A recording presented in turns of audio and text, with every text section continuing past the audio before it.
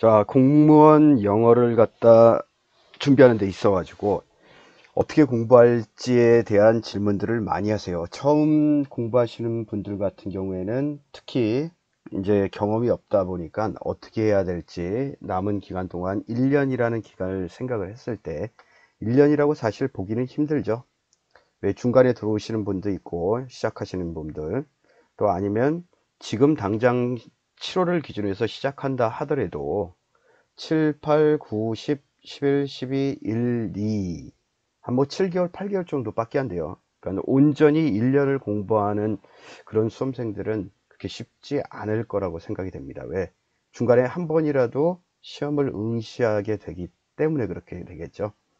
그래서 일반적으로 7월을 지방직이 끝났을 때 지방직 이후에 7월서부터 시작한다라는 가정하에 1년 동안 공부 계획을 어떻게 삼아야 될지 잡아야 될지 그거에 대한 개략적인 그 참고사항을 좀 말씀드리려고 제가 영상을 찍고 있습니다. 자, 하고 싶은 얘기는 뭐냐 하면 대부분의 학생들이 많은 수의 학생들이 자기 멋대로 공부하는 친구들이 많아요. 학생들이. 그러니까 왜 경험치가 좀 부족한 친구일수록 더욱더 많이 그렇고 그 영어 공부하는 데 있어 타 과목하고의 좀 차이도 있고 또 영어 공부가 시간이 많이 걸리는 관계로 그냥 무식하게 공부하시는 분들 굉장히 많아요. 즉 제가 첫 번째 말씀드리고 싶은 거 계획을 세우자 이 얘기예요. 계획. 관역 없는 명중은 없다 이렇게 써놨죠. 아무런 계획 없이 무계획으로 계획 없이 옆에 친구가 이 책 본다고 해서 이 책 보고 저 책 본다고 해서 저 책 보고 누구 강의 듣는다고 해서 누구 강의 듣고 이건 뭘 의미하냐면 아무런 계획이 없다라는 거예요. 자기가 얼마만큼 노력을 해야지 어느 정도의 수준에 오를 것이라는 계획도 없고 어느 정도 해야지 어느 만큼의 점수가 나오는지에 대한 어느 최소한의 그런 경계선이 없는 거죠. 즉 하고 싶은 말은 목표가 없는데 명중이라는 건 있을 수가 없어요. 아, 간혹 가다 그렇게 합격하는 친구들도 있죠. 그냥 걔 무계획적으로 그냥 막 공부하다가 우연찮게, 그거는 정말 우연인 거고. 그러니까 예를 들어서 관역이 있어요, 관역. 이렇게 타겟이 없어요. 이런 타겟이 없어요. 뭘 목표로 삼고 있질 않아요. 근데 사격을 한다고 해요, 여기다가. 이 목표물이 없이 아무렇게나 막 사격을 하다가 우연찮게 하나 맞을 수 있죠. 이걸 가정하에서 공부를 한다면 너무나 무모한 짓이라고요. 적어도 자기가 무엇을 공부하고 어느 정도까지 공부해야 될지 타겟을 세워놔야 된다고요. 그래야지 최소한도 여기 정확히는 안 맞더라도 이 옆을 맞든 그 위에를 맞든 간에 근사치에 도달한다고요. 그래서 제일 먼저 하고 싶은 말, 관역 없는 명중은 없다. 반드시 계획적 공부를 하셔야 돼요. 아마 다른 선생님들은 모르겠는데 제가 공무원 출신이다 보니까 직렬 상관없어요. 전 직렬의 공무원들이 시스템이 똑같기 때문에 여러분들이 생각하는 것보다는 굉장히 계획적으로 움직입니다. 공무원 사회는 일반 사회도 마찬가지겠지만 매번 스케줄, 저걸 왜 계획표를 세우나 할 정도까지, 그런 정도까지 굉장히 계획을 많이 세워요. 나중에 깨달을 거예요. 그래서 하고 싶은 말 뭐라고요? 공부 계획이 필요하다. 제 공부 계획.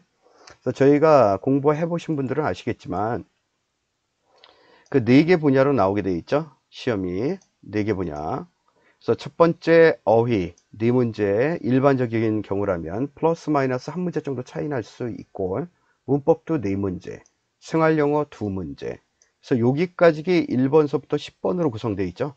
그다음 여기가 21번, 11번서부터 20번까지 이렇게 구성되어 있고, 일반적으로 행정직 공무원 시험 국가직을 기준으로 말씀드리자면, 뭐 지방직은 그 각 지방별로 이렇게 약간의 차이가 있으니까 그 경쟁률이나 뭐 이런 것들을 거기에 따라서 점수 차이가 많이 벌어지기 때문에 국가직을 기준으로 했을 때 보면 요 평상시 연습할 때 1번에서 3번까지의 소요 시간이, 그러니까 총 소요 시간서부터 얘기할게요.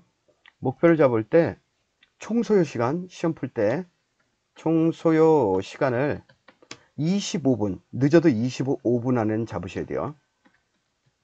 내외가 아니라 25분 안 이렇게 잡으셔야 되고, 그 다음 1번서부터 10번까지 푸는 경우 있죠. 1번서부터 10번까지 1에서부터 10번까지 푸는 시간이 제가 봤을 때는 5분에서 5분 내외, 5분 내외 플러스 마이너스 한 1, 2분 정도 되는데, 한 7분 정도 끌게 되면 뒤에 문제를 못 풀기 시작할 거예요.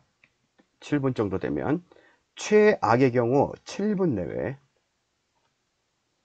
그러면 남는 시간이 생각을 해보면 11번서부터 20번까지 푸는데 5분 내에 풀게 되면 한 20분 정도 남는다고. 20분 25분을 갖다 소요식으로 생각했을 때, 그 다음에 17분 내외를 풀게 되게 되면 20분이 아니라 또 줄어들겠죠. 몇 분? 18분 되나요? 18분 정도 되겠죠 대략. 왜 2분이 줄어들었으니까. 이게 처음 준비하시는 분들은 이게 뭐 별 차이가 있나라고 생각하시는데, 시험장에서는 어마어마한 차이로 다가올 거예요. 1분, 2분 차이가 어마어마합니다. 특히 영어 과목을 갖다가 시간을 갖다가 뭐 30분을 넘겨서 문제를 풀거나 이렇다면, 아마 행정직 공무원 준비하시는 분들 뒤쪽에 일반적으로 뭐 순서, 문제 푸는 순서는 다르겠지만 일반적으로 뒤에 행정법이나 행정학을 놔뒀다면 거의 행정법이나 행정학 절반 반타작을 아마 반타작하는 경우가 될 거예요. 반은 못 푼다는 얘기예요. 반은. 그래서 평균적으로 뭐 물론 저는 풀 수 있는데요. 이런 또 바보 같은 대답하는 친구들도 있는데, 네가 직접 한번 가서 풀어보시라고. 25분 안에 넘어가게 되면 뒤에 밀리기 시작해요. 왜? 행정법이나 행정학의 고수가 아닌 이상, 정상적인 일반적인 기준하에서, 왜? 소요 시간이 20분에 각 과목 20분으로 주고 있는데 다른 문제가 운이 좋아서 평이하다라고 생각하면 제 시간에 풀 가능성이 있지만 다 밀리게 돼 있다고요. 그렇죠? 왜? 난이도 차이가 있으니까. 그래서 일단은 목표를 한 요 정도 25분 안쪽으로 풀겠다라는 생각을 하셔야 된다고요. 그래야지 타 과목하고 지장이 없을 거예요. 그 다음 연간 계획을 어떻게 잡으셔야 되냐면 7월 8월 2달 단위로 이렇게 다 끊어져 있어요. 제가 이렇게 제시하는 이유는 대한민국 전국에 있는 모든 학원들이, 그리고 또 모든 대부분의 그 선생님들이 다 이렇게 계획을 잡고 있을 거예요. 거의 일관돼 있어요. 저 혼자만의 생각이 아니라 일반적인 생각이라고요. 7, 8월 달 이제 들어오게 되시면 일단은 기본 강의를 좀 들으셔야 돼요. 문법은 혼자 할 수 없다. 기본 강의. 기본 강의를 들으시면서 뭐를 동시에 하셔야 된다?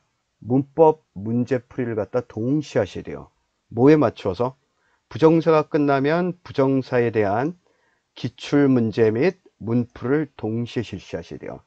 왜? 시간이 우리가 수능시험처럼 많은 기간 동안 공부를 하는 게 아니라 길어야 1년, 짧으면 뭐 6개월 내에 승부를 봐야 되는 시험이기 때문에 완전히 숙지되고 나가지고 문제를 푼다라는 건 앞에 걸 다 잊어먹겠다는 얘기라고요.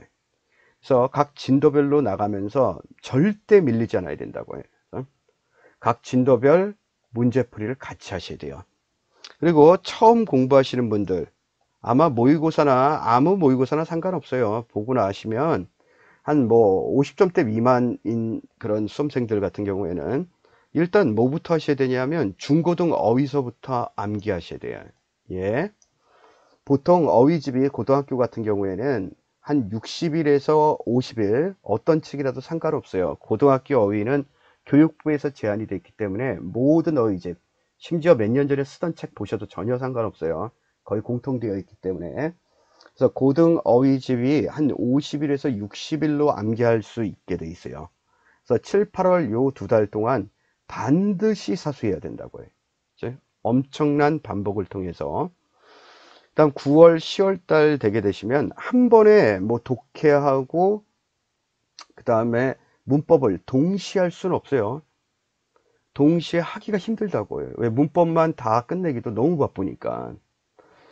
그 다음에 9월, 10월 달 정도 되면 제가 추천하는 방법은, 이보다 뭐 더 좋은 방법은 있을 수 있어요. 그냥 제가 추천하는 방법이라고요. 유형별 독해를 하라고 하는데, 제가 제일 이렇게 영어 교육을 10수년 이상 하면서 제일 답답하게 느꼈던 점은 뭐냐면, 이렇게 되는 강의는, 이렇게 설명하는 강의는 가급적 듣지 마세요. 예를 들자면 이런 거, 빈칸 문제 있죠? 빈칸은 어떻게 푸냐고 하면, 빈칸은 주제다, 이렇게 풀거나, 아니면 순서도 주제를 찾아라, 주제를 찾아라. 그 다음에 또 뭐 있어요? 삽입도 주제를 찾아라.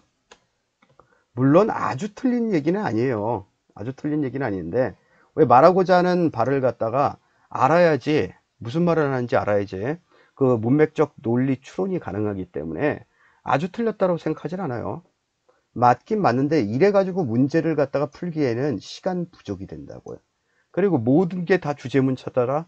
그럼 주제문 찾기 문제를 내기, 주제문 찾기 문제만 내면 되겠죠?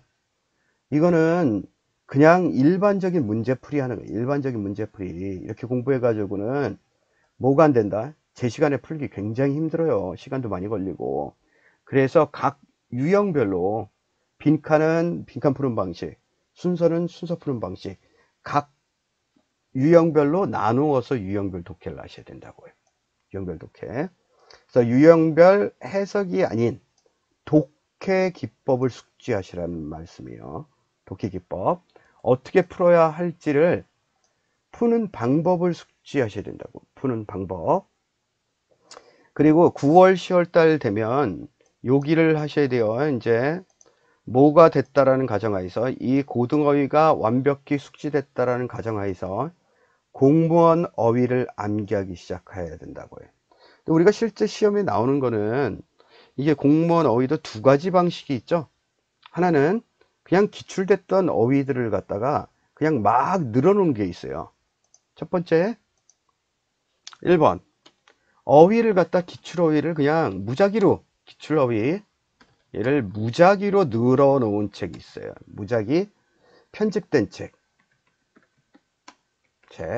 이런 책이 있고, 그 다음에 제가 지금 아마 조만간에 제가 아마 책을 만들고 있어 가지고, 아마 그 시중에 나와 있는 책들 중에서 일부 책들이 저랑 편제를 비슷하게 하는 책들이 있을 거예요. 생각이 같으신 분들.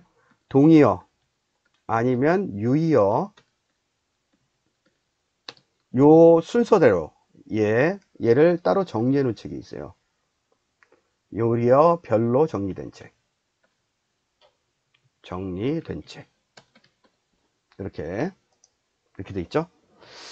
제가 추천하는 방식은 뭐 어느 거나 상관없지만, 실제 시험 적합성을 갖다가 놓고 얘기하자면 여기를 외우는 게 더 빨라요. 왜? 비슷한 어휘로 묶여서 나오는 것들이 가장 많고 요게 힘들기 때문에. 이걸 외우다 보면 여기에서 나오는 단어가 죄다 기출 어휘에 얘를 갖다 포함하고 있기 때문에. 근데 기출 어휘로 된 책을 외우면 나중에 이 문제 맞히는 연습을 거꾸로 다시 한번 해야 된다고요. 이 어휘가 이 어휘하고 비슷한 어휘네. 두 번 공부하게 돼 있어요. 두 번. 근데 동의어, 유의어 별로 공부를 하게 되면 얘 이쪽 어휘 공부하는 게 자동으로 되기 때문에, 제가 지금 만드는 책도 이렇게 돼 있고, 그래서 이런 쪽에 정리된 책을 저는 추천드려요. 동의어, 유의어 별로. 그리고 각 수험생들이 보면 아마 합격하신 분들이 제가 나눠드린, 예전에는 뭐 프린트로 제가 나눠드렸고, 그거 보신 분들이 굉장히 좋았다라는 얘기 많이 하시고, 지금도 그걸로 공부하시는 분들 계시죠. 그래서 제가 무리한 얘기는 절대 드리지 않아요. 그럼 도움이 된다라고 확실한 판단, 확실히 도움이 된다라는 판단 하에서 말씀드리니까. 다음 11월, 12월이 되면 이 공무원 어휘가 굉장히 많아요. 굉장히 많기 때문에 이 정도까지 가게 되면, 12월까지 가게 되면 어휘는 거의 다 12월까지는 암기가 되셔야 돼요. 총 걸리는 시간 몇 개월? 6개월 정도면 거의 공무원 어휘는 마스터가 되셔야 된다고요. 그 다음에 11월, 12월 달 정도 되면 앞에서 문법 풀고 유형별 풀었댔죠. 전체 통틀어서 기출문제 한 번 봤는데요. 전 바본데요. 이거랑 똑같아요. 기출이 중심이기 때문에 왜 이렇게 나오는지, 왜 이렇게 문제가 출제되는지를 꿰뚫고 있어야 된다고요. 그래서 기출을 이제 전체를 다 통틀어서 문법 유형 다 통틀어서 한꺼번에 푸셔야 된다고요. 다시 한번 연습하시면서 그다음 1, 2월 달 되면 기출을 다시 한번 반복하시고 그다음 이제서부터는 모의고사 보시면서 매번 감을 유지하셔야 되고 그다음 자기가 틀리는 부분들 오답 나는 부분들이 내가 기본 이론들을 갖다 왜 잘못 적용하지 못하고 제대로 적용하지 못하고 오류가 나는 부분들이 왜 오류가 나는지 걔를 분석해서 오류를 자꾸 잡아가셔야 된다고요. 그리고 앞쪽에 외우셨던 이 어휘 암기했던 부분들 있죠? 이거를 실제 문제 푸시면서 적용하는 연습을 하셔야 된다고요. 네? 연습. 그 다음에 여기 앞에 7, 8월 달에 미리 공부를 하셨거나 성적이 한 50점대 상향으로 50점대, 60점대 이상 나오시는 분들은 문법만 하고 있을 수 없다 이러신 분들이 있어요. 한 50점대 전후로 나오시면 바로 하프서부터 시작을 하시라고요. 왜냐? 전범위의 핵심적인 부분들을 매일같이 다룰 수 있기 때문에 감 유지하는 부분에 있어서 상당히 도움이 될 거예요. 모든 전국에 있는 수험생들이 거의 다 한다고 보시면 되죠. 예. 그래서 전 구간에 하프 모의고사를 꼭 하실 것을 추천을 드려요. 다음 이 중간에 빠진 게 뭐가 빠져 있냐면 빠진 게 생활 영어가 있어요. 생활 영어. 생활 영어는 파트가 두 개로 나누죠. 두 개로. 아마 문제를 풀어봐 보시면 두 개로 나눠져 있어요. 생활 영어가. 어떻게 나눠져 있냐면 이렇게 첫 번째 읽고 해석하면 내용 파악, 읽고 해석하면 문제를 맞출 수 있는 거. 내용 파악 한 문제. 다음 두 번째 관용어구. 관용어구를 외우셔야지만 알 수 있는 내용들 있죠. 요 두 가지로 저희가 나눠져 있어요. 두 가지. 내용 파악해 가지고 문제 푸는 거는 제가 별반 말씀 안 드려도 최소한의 어휘 정도만 숙지하시면 뭐 문제 풀 수 있게 될 거고 다음 관용어구는 이거 따로 외우셔야 돼요. 따로 제가 어휘집을 만들면 지금 만들고 있지만 그 안에 포함을 시킬 거고 그리고 굳이 어휘집을 안 사시는 분들 지금 공부하시는 분들은 제가 관용어구 다 밴드에 다 추려 가지고 올려놨으니까 그거를 꾸준히 외우시면 돼요. 근데 제가 외운 관용어구만으로 충분히 다 되질 못해요. 왜? 다 넣었으면 좋겠는데 부분 문제 풀다 봐보면 드문드문 새로운 것들이 나오게 될 거예요. 기출은 안 됐지만 중요한 관용어구들 이런 것들은 중간중간 이렇게 집어넣으시면 돼요. 총 해봐야 이게 아주 많지는 않거든. 몇백 개 정도 돼요. 많긴 많죠. 몇백 개 정도. 그 정도 기준 잡아서 하시면 전체 1년 계획은 잡을 수 있을 것 같아 보여요.